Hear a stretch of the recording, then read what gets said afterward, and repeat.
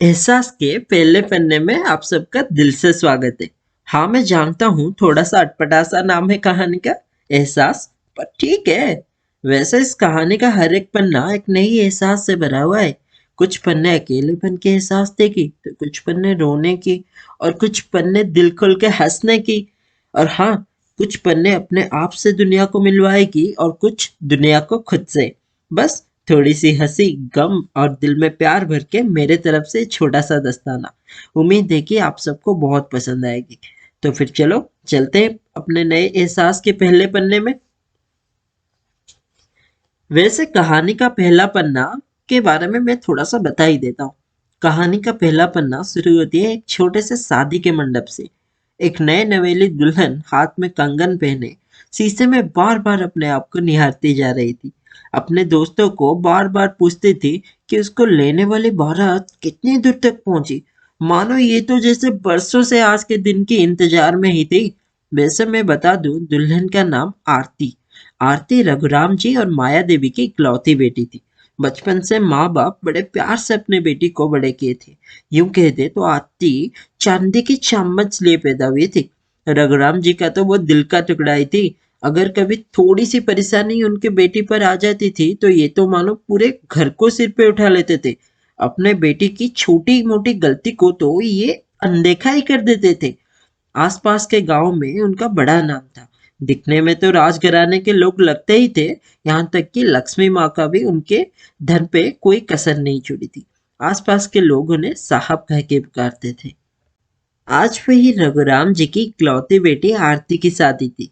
पूरे गांव में खुशी का माहौल था। हर किसी के चेहरे पर आज एक प्यारी सी हंसी थी। सब पूरे मन से शादी के काम में लगे हुए थे। कोई मंडप सजाने में व्यस्त था, तो कोई घर पे आए हुए मेहमान को स्वागत करने में। हर कोई अपने अपने हिसाब से काम पे लगा हुआ था। ऐसे लग रहा था मानो जैसे कोई राजकुमारी की शादी हो। रघुराम जी बड़े फुर्ती से चलते हुए पूछते जा रहे थे, अरे देखो भाई, वो शादी का मंडप तैयार हुआ कि नहीं? अरे कोई जाके वो फरसाने वालों को बोलो कि हाथ जल्दी जल्दी चलाए, जैसे मेहमानों को कोई चीज में कमी ना हो। अरे कोई आके पहले ये सामान यहाँ से हटाओ, पता नहीं किसका है। लगता है सारा का सारा काम मुझे ही करना पड़ेगा। अरे बबलू, जाके देख बेटा वो रसोई कहाँ तक पहुंची, और हाँ, जवान जरा कहना कि कोई चीज में कमी ना रहे।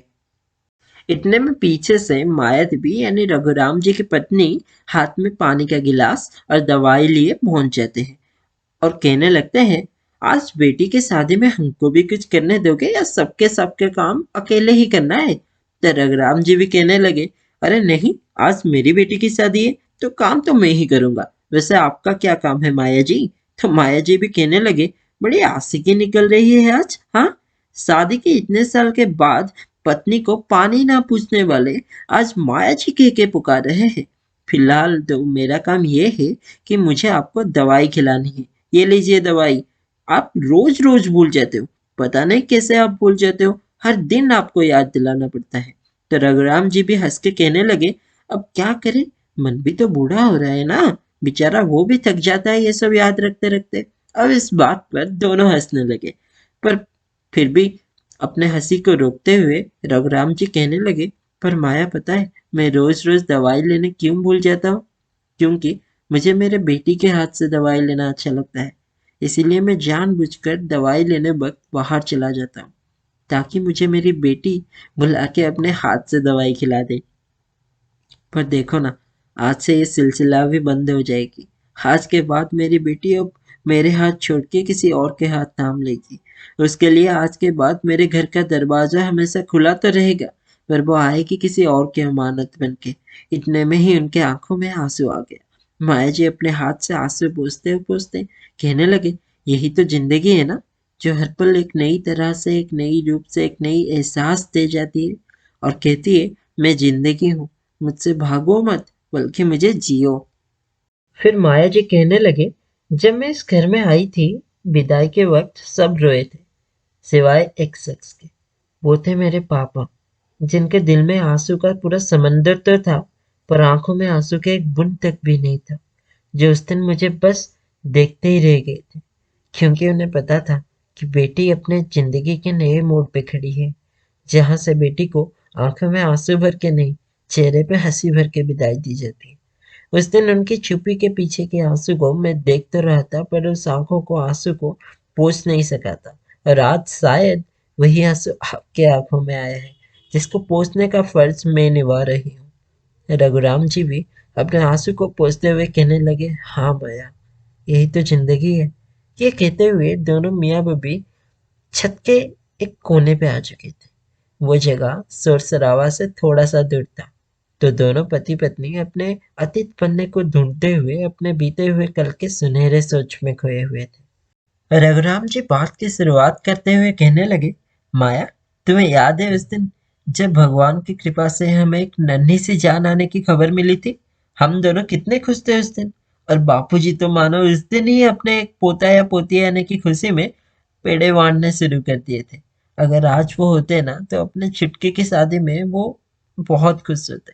माया जी भी कहने लगी, हाँ, बापूजी होते ना तो उनके हंसी से आज ये घर पूरा खिल उठता। उनके ठर्राके मारे हंसी से पूरी शादी में तो रौनक ही आ जाती।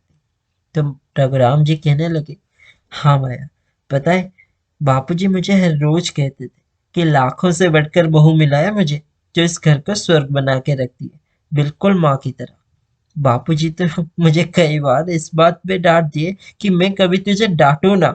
मैं हमेशा मेरा काम में लगा रहा, यहाँ तक कि जब आरती आने वाली थी तो तब मैं तेरी थोड़ी मदद भी नहीं कर पाया। और कभी कभार तो तुझ पे बिना वजह से लड़ गया। तो हमेशा मेरी राह देखती रही थी खाने के लिए, पर मैं कभी वक्त पे नहीं लौटा।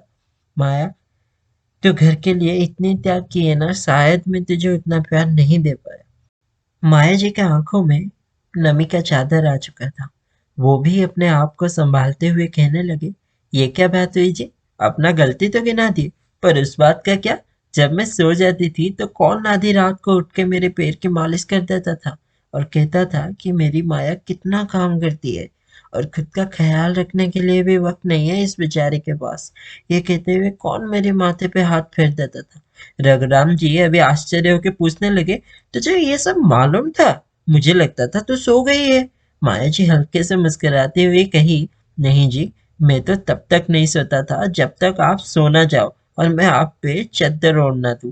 भले ही आप कितने भी काम में क्यों ना लगे रहे, हमेशा मेरा ख्याल रखा। अगर गुस्से हुए भी तो भी एक पल के लिए मुझे मनाना नहीं छोड़ा। रघुराम जी भी कहने लगे, हाँ माया, कब ऐसे हंसते रहते जिंदगी के इतने साल बीत गए, पता ही नहीं चला। अब इतने में बाहर से बारात के आने की आवाज भी आ जाती है। अब दोनों पति पत्नी हाथ में हाथ को हटाते हुए जल्दी से नीचे चले जाते हैं। वैसे देखा ना दोस्तों, ये पति पत्नी का रिश्ता होता ही कुछ ऐसा है। वो चाहे कितने भी झगड़ ले, कितने भी गुस्से हो जाए, पर एक के आंखों में आंसू आ जाए तो दूसरे के आंखों से प्यार बाहर आ ही जाता है। बस प्यार, भरोसा और जिम्मेदारी, ये तीनों से रिश्ता इतना गहरा हो सकता है कि उस रिश्ते के धागे को तोड़ा नहीं जा सकता। खैर, अब चलो शामिल हो जाते हैं हमारे कहानी के बारात में। बारात भी आ चुकी थी। दूल्हे राजा घोड़े पर सीने ताने हुए बैठे हुए थे। रोशनी और फटाके के आलोक से चारों ओर मानो दिन सा छा गया था। शहनाई के तान में हर कोई अपने आप को मशगूल हुआ पा रहा था। बारात के स्वागत के लिए रघुराम जी और माया जी घर के बाहर हाथ में फूले के थाली लिए खड़े हुए थे। वहां आरती भी छत के ऊपर वाले घर के छोटी सी खिड़की से बारात को झांक रही थी और बाकी सब बेसब्री से दूल्हे राजा के घोड़े से उतरने का इंतजार में खड़े हुए थे। आज इस घर के चांद किसी और के घर की चांदनी बनने जा रही थी। एक घर के रोशनी और एक घर के रौनक बनने जा रही थी। शायद इसीलिए कहते हैं ना दोस्तों, लड़की तो बाप के घर 2 दिन के मेहमान होती है, जो समय आने पर अपने असली घर पे चली ही जाती है। बारात के स्वागत करते हुए माया जी की आंखों में आती हुई हल्की सी नमी ये बयान कर रही थी कि बस कुछ पल की देरी है। बस जिस लाडली बेटी को इसी हाथ से बड़ा किया, उसे किसी और के हाथ में थामने के लिए। अब धीरे धीरे सारे बारात अंदर आने लगे। अब लड़के के पिताजी भी आके बड़े प्यार से गले लगा लिए रघुराम जी को। हाँ, आखिर लगाए भी क्यों ना, नए नवेले बने हुए समधी जी जो है। अब बारी दूल्हे राजा के स्वागत। आरती की कुछ चचेरे भाई दूल्हे को अपने कंधे में बैठा के अंदर ले गए। कुछ देर के स्वागत के बाद अब बारी थी शादी की सारी रस्में निभाने की।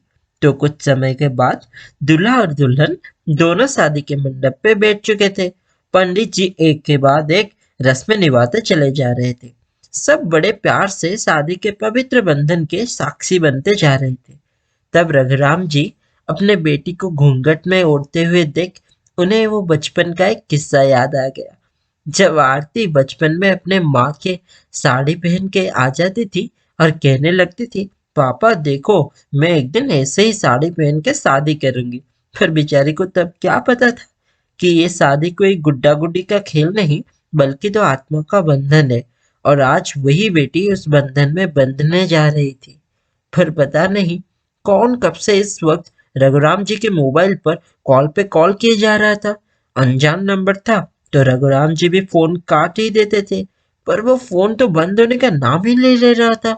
तो अब रघुराम जी भी बड़े गुस्से से फोन लिए थोड़े दूर चले गए और फोन उठा के कहने लगे, अरे भाई कौन है, बार बार परेशान करिए जा रहे हो। यहाँ आज मेरी बेटी की शादी है और तुम एक ही कॉल पे कॉल किए जा रहे हो। तो फोन में से एक धीरे से आवाज आया, जिस आवाज ने रघुराम जी के खुशी से भरे हुए चेहरे पर एक सन्नाटा सा भाव छोड़ दिया।